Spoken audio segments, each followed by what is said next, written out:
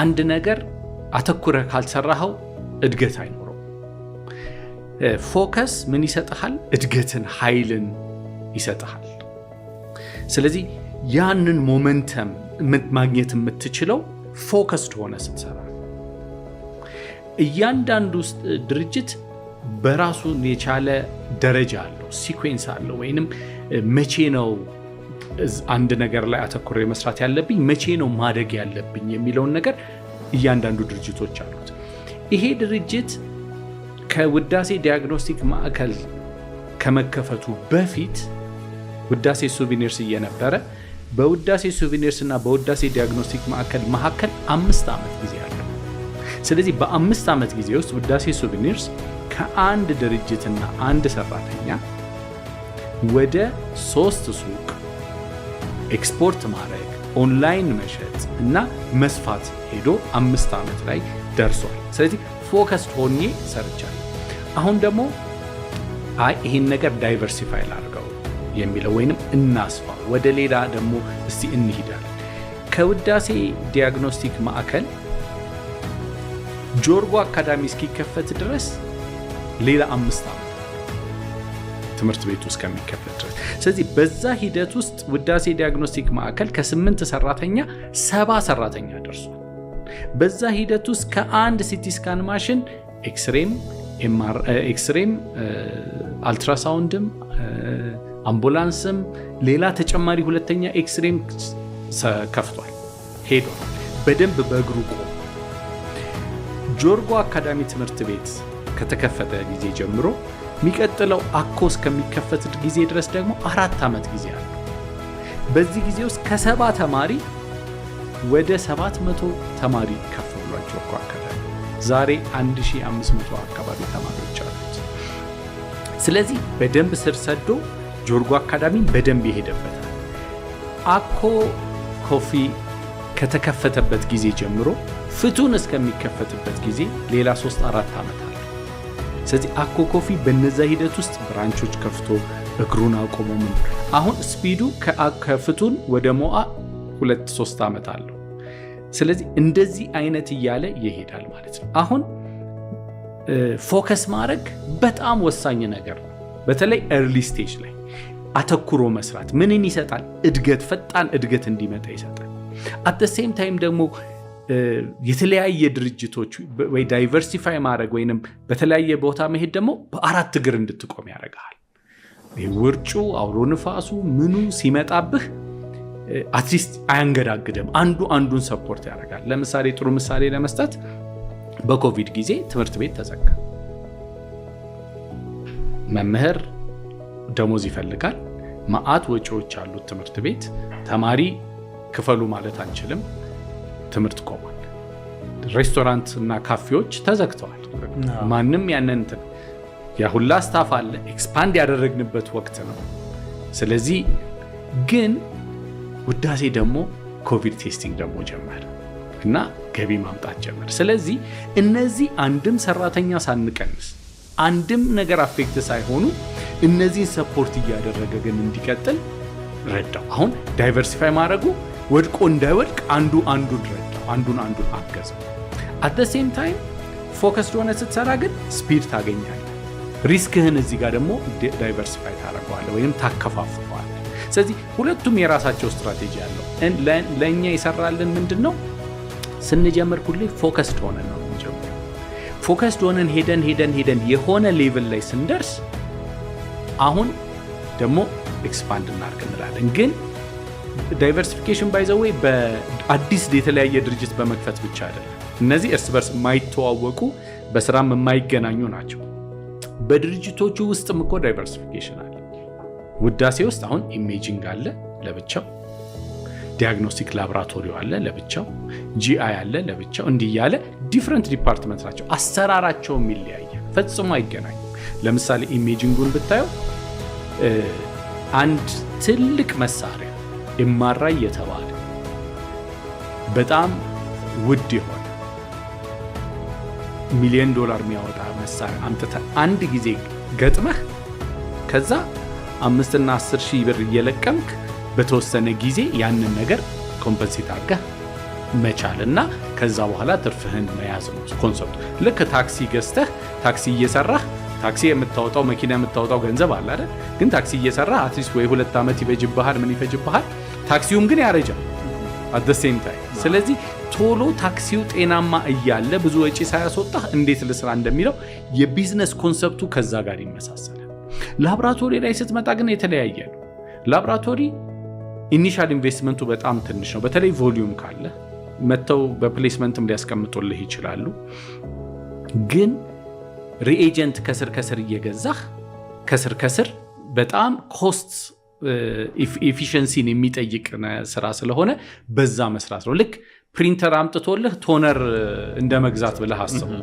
ቶነር ነው የምትገዛው፣ ግን ቶነሩን የምትገዛው ብዙ ፕሪንት እስካደረክ ድረስ ነው ቶሎ ቶነሩ የምትገዛው። ስለዚህ ብዙ ካለህማ እንደውም ትልቅ ፕሪንተር አመጣልሃለሁ ቶነር በነፃ ሰጥሃለሁ ሊልህ ይችላል። ፕሌስመንት ኮንሰፕቱ ተመሳሳይ ነው። እዚህ ላይ ዌስቴጅ እንዳይኖርህ በጥንቃቄ እያንዳንዷን ሬጀንት እንዴት እጠቀማለሁ ብለህ በጣም ፎከስ የሆነ አሰራር አለው። ይሄ ደግሞ አንዴ ነው ኢንቨስትመንቱ የምታደርገው፣ ሜንቴናንስህን ብቻ ይዘህ የምትቀጥለው። ዊዚን ዋን ኦርጋናይዜሽን የተለያየ አይነት አሰራር አለ። አሁን ደሴም አኮም ላይ እንደዛው ቡናው ራሱን የቻለ መንገድ አለው። ከእርሻ ጀምሮ የራሳችንን ሮስት አድርገን ፓክ አድርገን ሪቴል አድርገን ኤክስፖርት አድርገን ራሱን የቻለ ዓለም ነው ቡናው ለብቻ። ምግቡ ራሱን የቻለ ሌላ። ከዛ ደግሞ ቅመማ ቅመም ወይም ባልትና ዝግጅት ደግሞ ራሱን የቻለ በቃ ባልትናውን የምታዘጋጀው እንዲህ ያለ በአት ራሱን የቻለ በድርጅት ስራ አለ። ይሄ በድርጅት ውስጥ ያለ የመስፋት ሂደት ነው። እንደገና ደግሞ ሌላ ሴክተር ደግሞ የምትከፍትበት አለና እነዚህ አይነት ነገሮችን እየያዝን ነው አሁን በምንሄድበት ጊዜ። አካሄዳችን ፎከስድ ሆነን ጀምረን ከዛ ነው እየሰፋን የምንሄደው። የውዳሴ ግን በጣም አጭር ጊዜ ነው፣ እድገቱ በጣም ትልቅ ነው። አሁን ወደ ሌሎችም ስንመጣ አኮም የምናየው በዛን በትንሽ ዓመት ያን ብራንች ነውና ምንድነው ያንን ስኬል በአጭር ጊዜ ውስጥ ለመፍጠር የሚያስችለው በተለይ ኪ ነገር የምትለው? ሁለት ነገሮች አሉ ለኔ በጣም ዋናው ነገር ሰው። አየህ ሰው ዘላቂነት ያለው እድገት እንዲያመጣልህ ይረዳል። እኔ ትልቁ ጸሎቴ እግዚአብሔር ሆይ ጥሩ ሰው ስጠኝ፣ ደሞም ሰጥቶኛል የሚገርማችሁ። ስለዚህ የሰው ኃይል በጣም ወሳኝ ነው።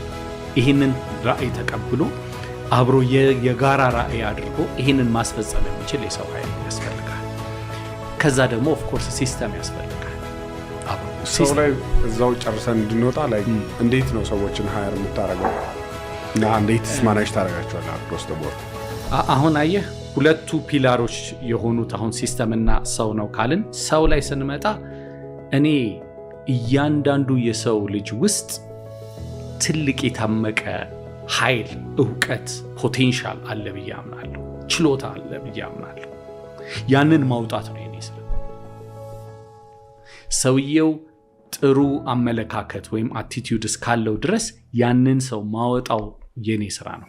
በስልጠና በተለያዩ አይነት ነገሮችን በማብቃት ያንን ሰው የማብቃት ስራ ነው መስራት በጣም የተሻለ ሆኖ ያገኘሁት የምሰራው እንጂ በኢንተርቪው ሰዎችን ወይንም በሰርቲፊኬት በማየት አይደለም።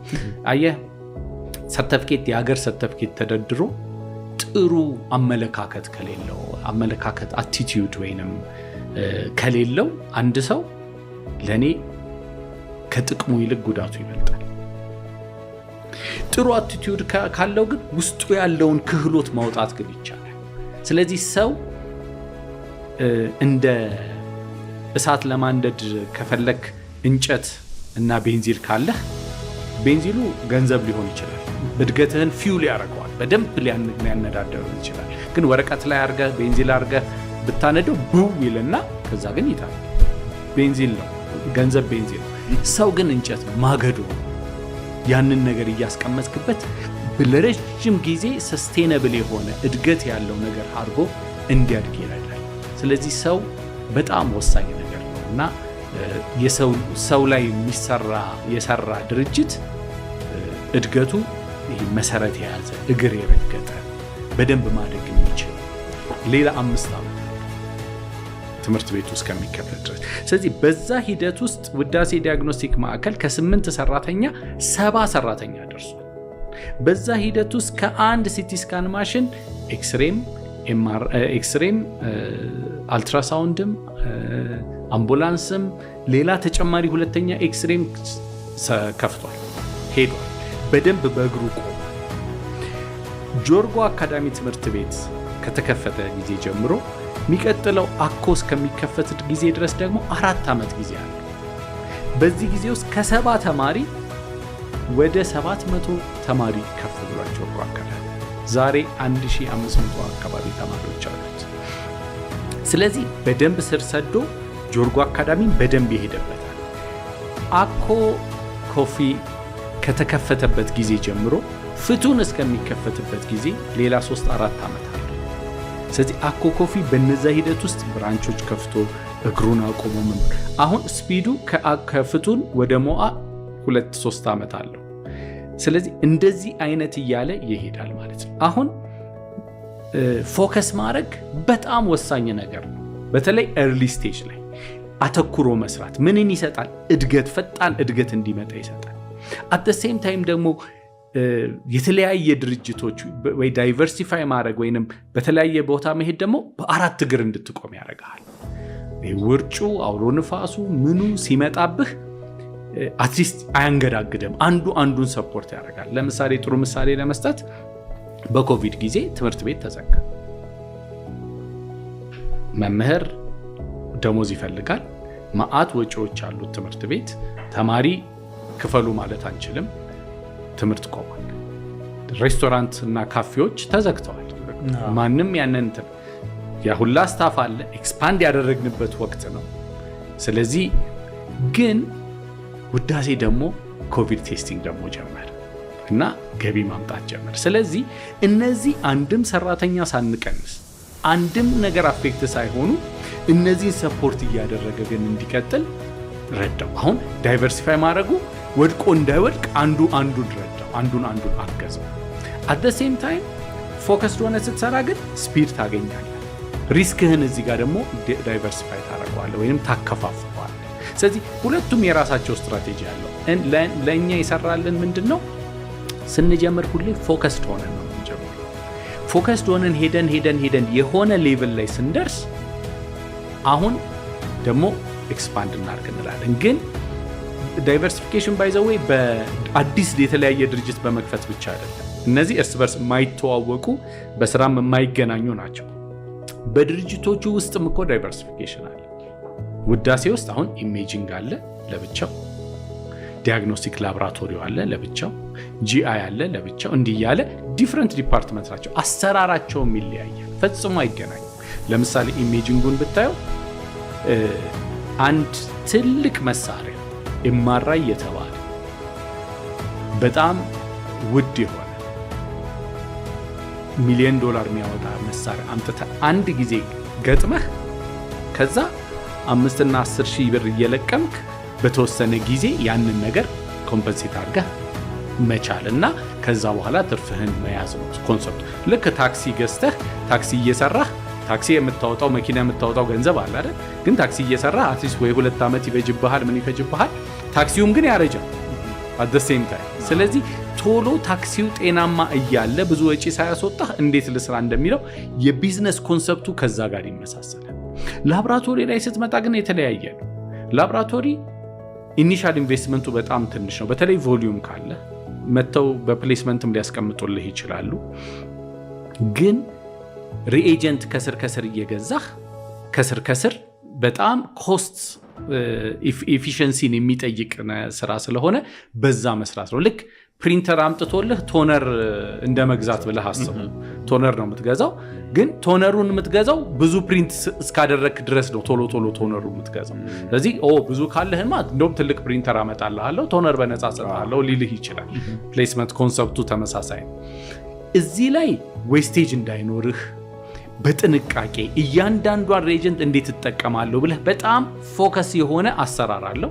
ይሄ ደግሞ አንዴ ነው ኢንቨስትመንቱ የምታደርገው፣ ሜንቴናንስህን ብቻ ይዘህ የምትቀጥለው።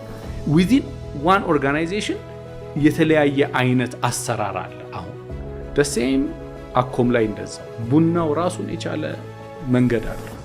ከእርሻ ጀምሮ የራሳችንን ሮስት አድርገን ፓክ አድርገን ሪቴል አድርገን ኤክስፖርት አድርገን ራሱን የቻለ ዓለም ነው ቡናው ለብቻ። ምግቡ ራሱን የቻለ ሌላ። ከዛ ደግሞ ቅመማ ቅመም ወይም ባልትና ዝግጅት ደግሞ ራሱን የቻለ በቃ ባልትናውን የምታዘጋጀው እንዲህ ያለ በአት ራሱን የቻለ በድርጅት ስራ አለ። ይሄ በድርጅት ውስጥ ያለ የመስፋት ሂደት ነው። እንደገና ደግሞ ሌላ ሴክተር ደግሞ የምትከፍትበት አለ እና እነዚህ አይነት ነገሮችን እየያዝን ነው አሁን በምንሄድበት ጊዜ አካሄዳችን ፎከስድ ሆነን ጀምረን ከዛ ነው እየሰፋን